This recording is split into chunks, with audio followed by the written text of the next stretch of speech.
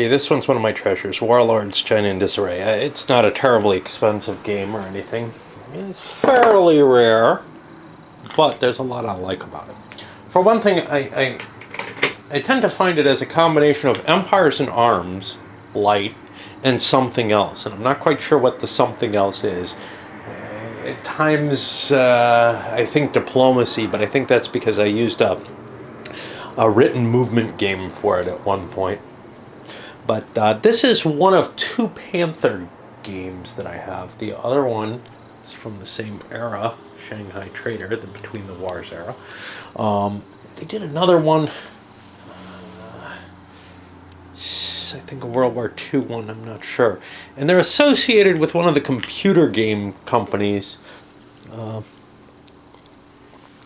They're Australian, and that may be part of what makes me think Empires and Arms here. But I'll tell you, the political status track reminds me of it too. The difference, though, is that victory isn't gained by collecting up points on the political status track. Now, I haven't fully set up yet. I've started some of the effort here. Oh, yeah. GMT being great. They sent the update to the Hunters for free. If you have the Hunters and you don't have a copy of the upgrade to 2nd edition, you should let them know. They may still have some copies available. Okay, so what do you have here? Well, you have a kind of hideous looking computer generated map that really looks like, I mean, this is a 1986 game. It looks like a computer game from 1986, but that's part of the charm here. A bunch of these player aids, which give you references for combat, etc., as well as a copy of the map and the foreign aid and some other tables on here. Your rule book, what you don't have is this, which is probably not a great thing under normal play, but what this is going to be is a way of me tracking the size of the different armies. You would have to have, each player has to have their own kind of sheet of paper to track that stuff, because unlike Empires and Arms, they didn't provide you with a little cardboard thing to hold all this. You have a bunch of counters representing your armies. Something that I cut out of the counter sheet to remind me who's what. Otherwise, I would have no clue. These are your capitals marked on the board. And then over here, you use these markers to indicate political status and initiative. Famines and rebellions. Minor warlords pieces. They're basically going to be whenever an area is not controlled by anyone, those start springing up and building troops. Some things you don't see over here are the Japanese, the communists, and the nationalists of the KMT. Now,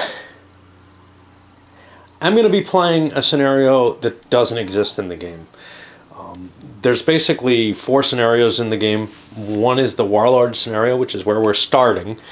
The next one is sort of Warlords with the rise of the KMT and the communists and the initial invasion and the invasion of the Japanese, I think, happens in it. I'm not sure. Yeah, up to 35. I think the Japanese they may show up in 37. I'll have to find that. But yeah, they don't come in 35. So in 37, the Japanese sort of come in, and you're going to have them as the big power. That is a 3-player scenario between the Japanese, the communists, and the nationalists. And I've played that a couple of times. I've played the 4-player one that we have set up here a couple of times, and then I've played what the final one is the 26 to 50 campaign game, which starts later than this. This starts in 1960. The thing with the 26 to 50 campaign is that it runs from this starting position through the entry of Japan. Now, the suggestion there is that, hey, the Japanese player will just, take one of the powers that got knocked out of the game, or one of the players who got knocked out of the game by that point can be the Japanese, or you need to have an extra player be that, or somebody can surrender. Well, that feels kind of funny because, you go from being the guy who got beaten up to the most powerful guy on the board. Not that that's a big deal with me solitaire, but playing solitaire, I have another opportunity, which is I can play from 16 on. The problem is I have to figure out what the hell to do with this. And there's no rules for that, but I make them up. All right.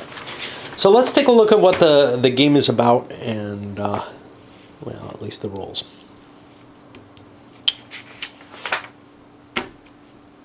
We have our sequence of play here. So, and we have armies. Armies have different quality ratings, as it were.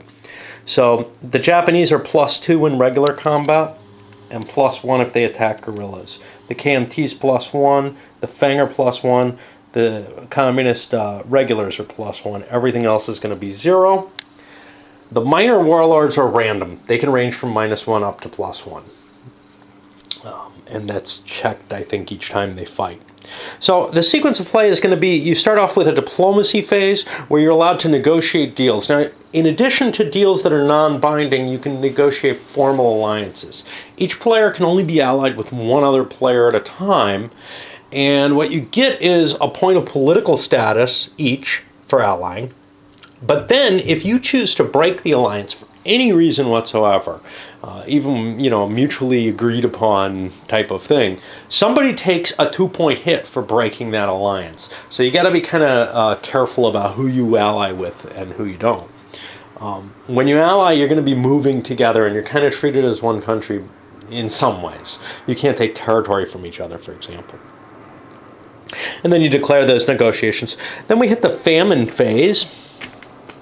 And what's going to happen there is we roll a 6-sided die, and I'm going to use a 6-sided die that I don't usually use for anything. I'm going to use one that I probably don't like much, looks-wise, because of the graphics here. One of these guys, these are gamers ones. They're perfectly fine. They just remind me of some that are really unbalanced. And they used to come with, I think, victory games, which had different dice from Avalon Hill for some reason, like defective dice. Anyway, you roll a die. If you get a 6, nothing happens. Otherwise, you're going to get 4 draws of provinces. I'm sorry, you're going to get a number of draws equal to the die roll you have of provinces that are going to get famine. And we have a cup full of different provinces here. I didn't mention those. Okay, the next thing we check is for revolts. Each year there's going to be famines happen. Okay, so the turns are divided into 2 different types of turns. The cycle turn, which happens once a year, and then 3 player turns, and then you go back to the cycle turn. And these 2 things, the famine and the revolts, happen during the cycle turn. For a revolt, you're going to randomly pick one province that'll have a chit that has a revolt, and that's going to show up. Now, the famine, when it comes up, is going to affect foraging and resource. It halves both of them. We have these 2 numbers here, resource value and foraging value on the chart. The resources is how much capital you bring in to build new troops and to some extent supply your troops. Forage value is how many armies can last in that area just living off the land as long as they're not moving. For the revolution, there's going to be a resolution phase. If the garrison's if the province is garrisoned by regular forces, the revolt is successful, and the revolt marker is removed, and a new minor warlord with 5 army factors is going to show up in that area, and somebody just lost control of it. If it's garrisoned, the rebels have to attack the garrison, and they use the regular combat rules.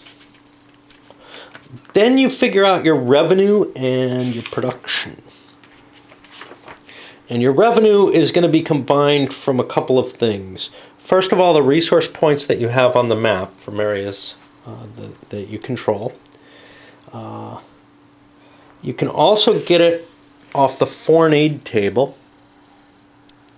And I believe the Japanese and the communists are never eligible. The other 5 players are. The number of different factions indicates how much aid goes to any one faction. There's no guarantee the KMT is going to come out of, end up in the final 3 or whatever in the game. It could quite possibly be that one of these warlord factions beats them out. especially since the KMT starts late. And with the scenario the way I play it, there's a good chance that they may not make it ahead, although they have some advantages. And then the final is players can hand each other money during the diplomacy phase as part of a bribe. And then you're allowed to build units. So if you want to build an army counter, that's going to cost you 2 resource points.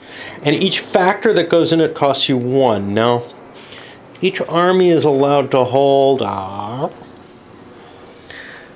different amounts of strength points. So Japanese can hold 20 strength points, KMT 15, and everybody else can only hold 10. That includes the communists. And those are going to be written down on this little chart. I've got all the different armies here and the spaces to hold them. I kind of screwed up. I put the Japanese over here. I should have had 2 columns for the communists, 1 for guerrillas, 1 for regulars, because they've got 2 different types of armies. I'll work my way around that.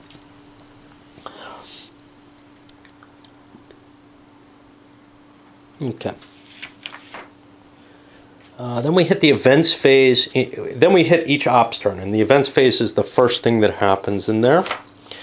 And there's different events that can happen: entry or elimination of a faction, creation of a new minor warlord, reinforcement and withdrawal of Japanese forces, entry, withdrawal of Soviets, and the end of the game. Each of these happens at specified times or possibly kind of randomly. So some factions aren't going to start the game on the board.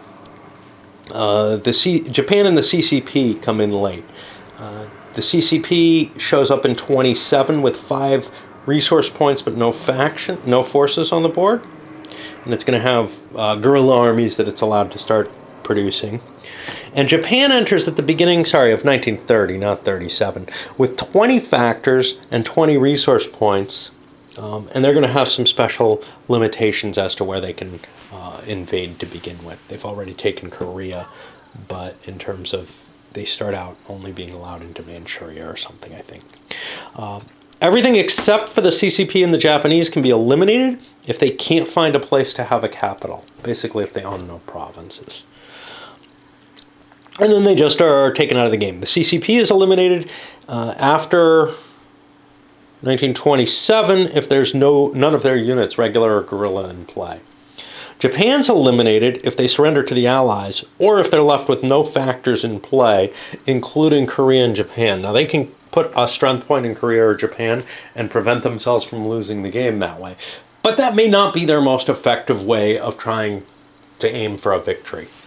And they're working under a time limit here, so they kind of have to win in China to have a chance of winning World War II as a whole, or whatever, perhaps. Soviet intervention, beginning with the event phase in 1945. The die is rolled. If they get a 6, they intervene. Otherwise, they're still busy. And that'll kill all Japanese in pretty much the Manchurian area. They just sweep in and destroy them.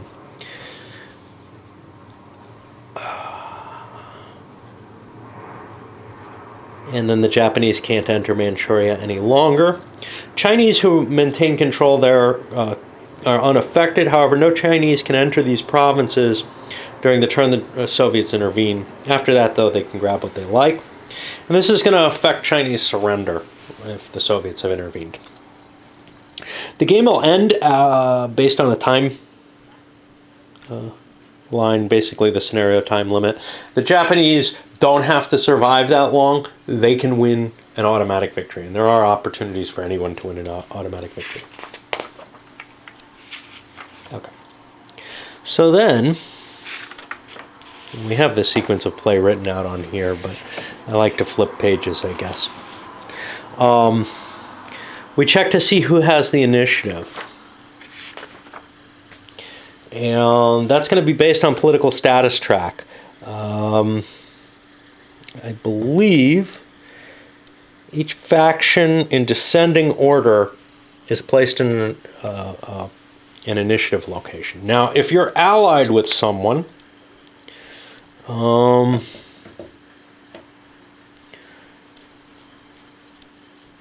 you're ranked together using the lower score. So this isn't as flexible.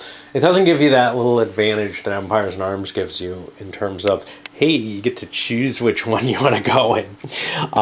So you have a fixed order based on the political status, but whoever's on the top of the political status chart gets to place their own marker wherever the hell they like. Japan is always considered at the top, however, out of everyone. They do not have their own political status. Let's look at the next thing. Okay, then we go to the specific player turns, which are going to be a supply segment, a movement segment, and a combat segment. For supply, you have to maintain your armies. Okay, this is poorly written. During the cycle, production is a maintenance segment. And that's going to cost you $1 for every army that you have on the board. And if you can't pay that, you have to decommission armies. But there's another kind of supply, which is operational supply, which happens during your turn. If you want to move your units in general, you have to pay a resource point to move them. And then they get 2 movement points. And it costs extra movement, based over here. So into a rough area costs 2, crossing a mountain range costs an extra 1.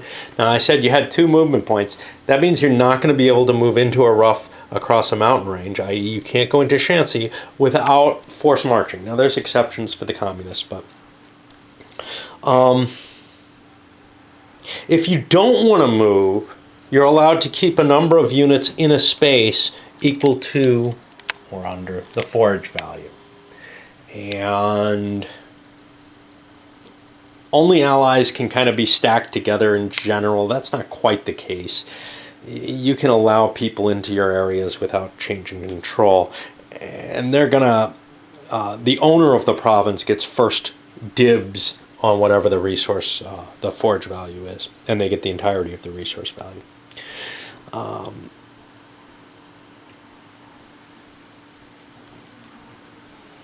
Now, the Chinese communists work a little different. We'll talk about them as a special role. If you want to force march, you have to spend an extra RP, resource point, and then you get 3 movement points instead of 2. Guerrilla armies for the Chinese cannot do this. For the communists. Yeah, they're all Chinese, damn it. Not quite all.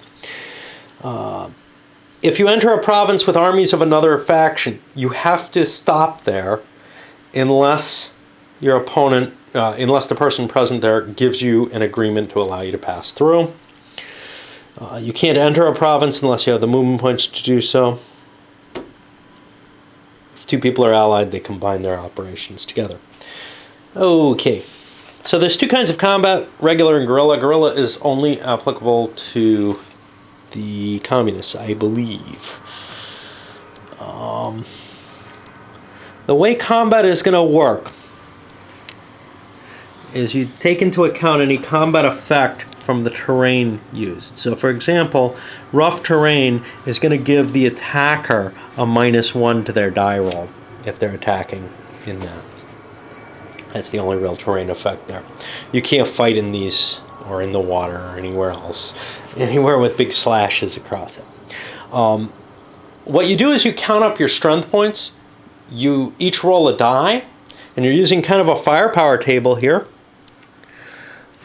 This is going to be the percentage of, let me see if I get it right. Well, let me see if I remember it. I think it's a firepower table.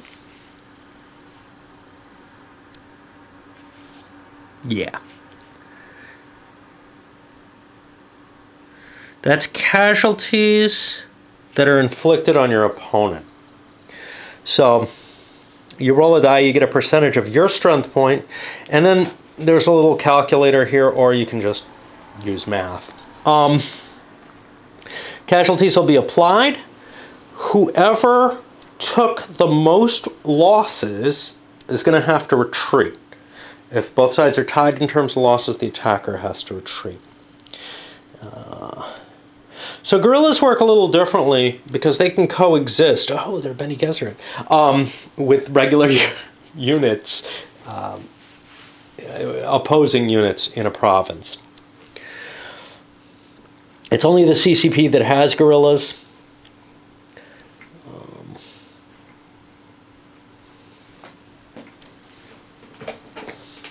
And they can be converted from regular armies. So guerrilla armies cost 1 resource point each to produce, but they're produced during the ops phases. In the CCP's first ops phase, they may be placed up to 2 per province, in or within 2 provinces of Jiangxi, which is down here in the south. Thereafter, they can only be placed 1 per province, in or adjacent to a province currently occupied by a communist unit.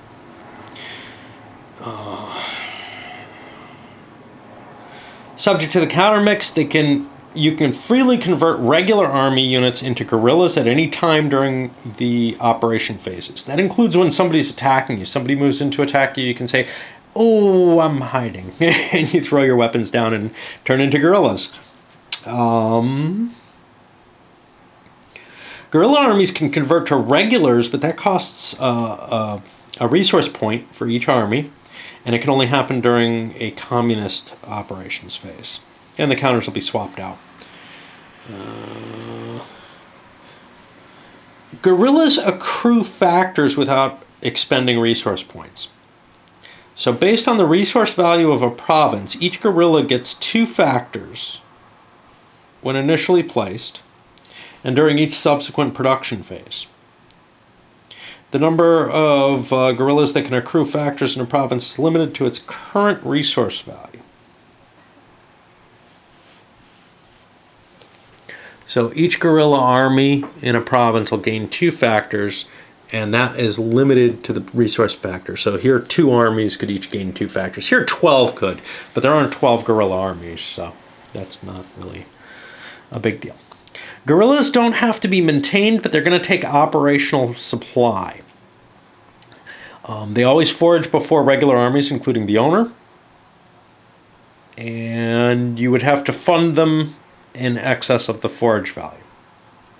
You don't need to pay in order to move a guerrilla. Do you? No, you do. So if you fund them, they can move to an adjacent province, and they don't force march. So they can slip into Shanxi or across the mountains into Shenxi without having to pay an extra point. They just have to pay the 1 for moving. They don't have to initiate combat in order to be in the same province as someone else. But if they choose to, they only have half strength. And all combat effectiveness ratings are ignored against them, except for the Japanese anti-guerrilla combat rating. Whenever they're participating in combat, regular CCP losses have to be taken first before guerrillas do. Even if defeated, guerrillas don't leave the space that they're in. And a pure guerrilla combat will not cause an adjustment in the political power or political status track. Okay. Each guerrilla reduces both the resource and forage values in a province, though, so you don't want them in territories you actually control. The minor warlords, like I said, they roll a die to see what their combat effectiveness is during production. They'll automatically produce half their province's current resource value to their army. However, there is a limit in the countermix to how many armies they have, and that's kind of weird. We might have to roll dice to see which provinces get new armies, etc. That's specified, and I find that kind of odd, except that you don't want huge piles of warlord armies there. They don't have to be maintained or funded. Okay, so how do you win? First of all, an automatic victory. Any single Chinese faction that's reunified China, or the Japanese subjugating China. It's reunified if one faction controls 16 or more provinces, including Chile. It's subjugated if the Japanese have 16 or more, including all coastal provinces. So,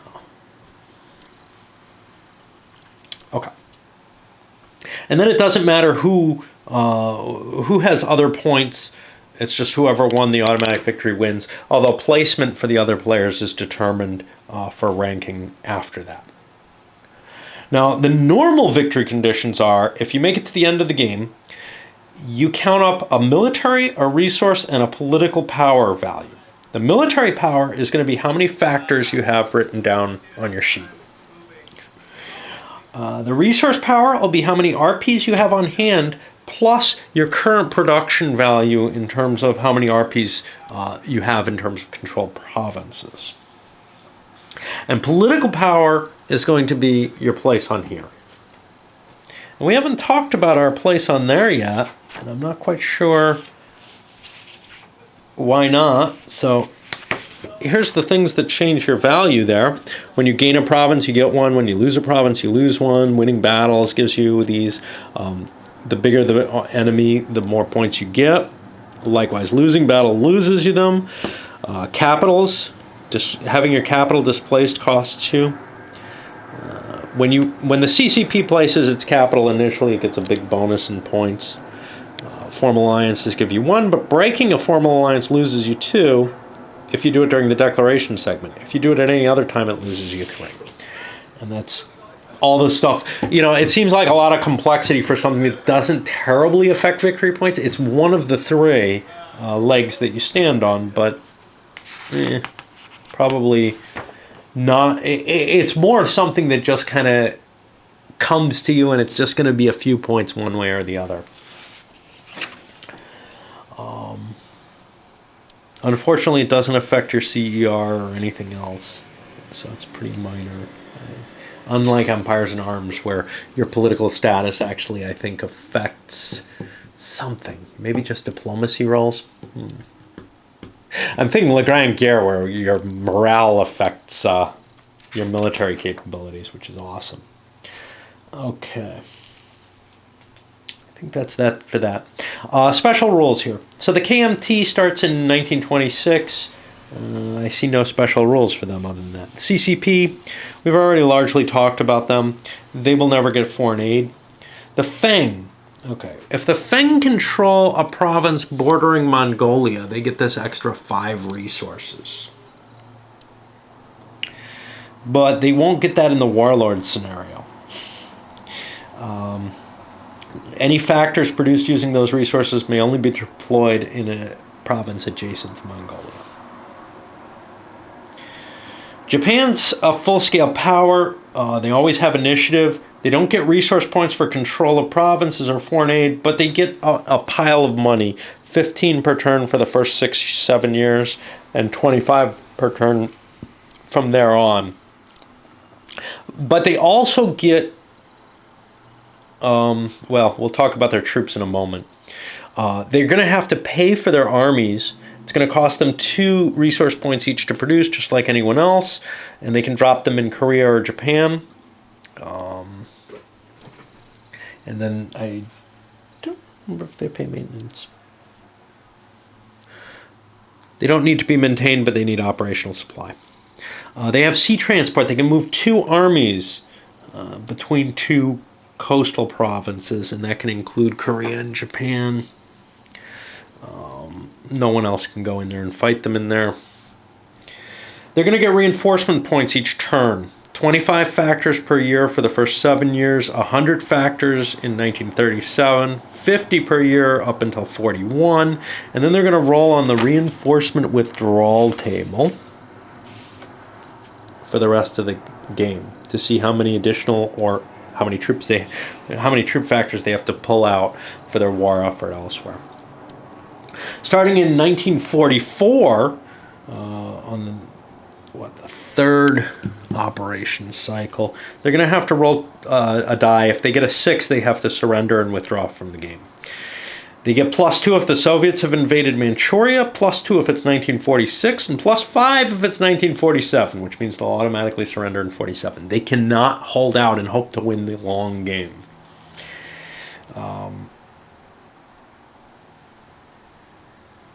Everyone has a capital. Capitals can't be destroyed.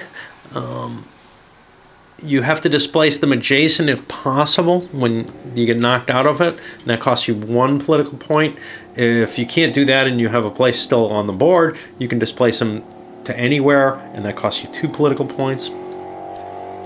Lianang gives you 5, I'm sorry, it has that little industrialized symbol. It gives you 5 extra RPs each year. This isn't going to be affected by famine or guerrillas. Okay, so let's go through the next 3 things, which is the scenarios now and how I'm handling it. The first scenario, everybody starts with CER 0, including the Feng, who normally would have 1.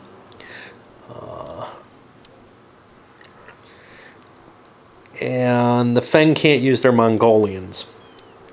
And we're set up, I have to set up the miners, well, I've marked where the capitals are. I have to set up all the troops and the miners. And basically the troops are going to be a certain number of factors set aside, and then we also have to keep track of how many resource points each faction has in terms of money. I'll probably just keep that on paper too. Let's see. The next scenario, we see players come in, and now this is what's tricky and what I have to add rules for. Essentially what I'm going to do is I'm going to have the KMT show up in Guangxi and Guangdong. Guangxi and Guangdong. They're just going to show up there. And they're going to show up with what they start with. I've tried other ways. I've tried to like say, hey, maybe a faction turns into them. But if you look at the scenario setup, all 4 of the Warlords are still on the board. So these become worthless to the Warlords come 1926. They don't particularly want to be there. And they're not going to be able to retreat units, so whatever's there is just going to get destroyed. That'll give them an incentive not to have a bunch of forces there, but I think that's okay. They may just abandon them to be minor Warlord spaces. For Guangxi, not so big a deal, although it's in a nice defensive place. For Guangdong, that's a good deal of resources there that you probably kind of want. You maybe even sacrifice an army for that. I think you can't abandon a space anyway completely. I think movement requires that you hold on to your spaces. You can't pull back, although obviously the Chinese can, the communists can. The next scenario is a 3-player scenario normally. We're just going to continue on running as though it's the Grand Campaign. The Japanese come in 30. Back here, I wonder how you're supposed to deal with them. I don't know. I don't really care. Yeah, it's kind of funny. The 26 to 35 scenario doesn't actually cover the Japanese entrance. Japan's not even represented. Huh. Interesting.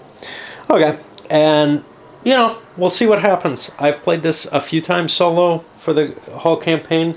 I've only played opposed either the Warlord scenario or the 3-player China, Japan, nationalist, communist, and Japan scenario. I've always found this a really fun kind of light game, but it's got the paperwork element to it, so that could turn some people off. All right, let's send it up.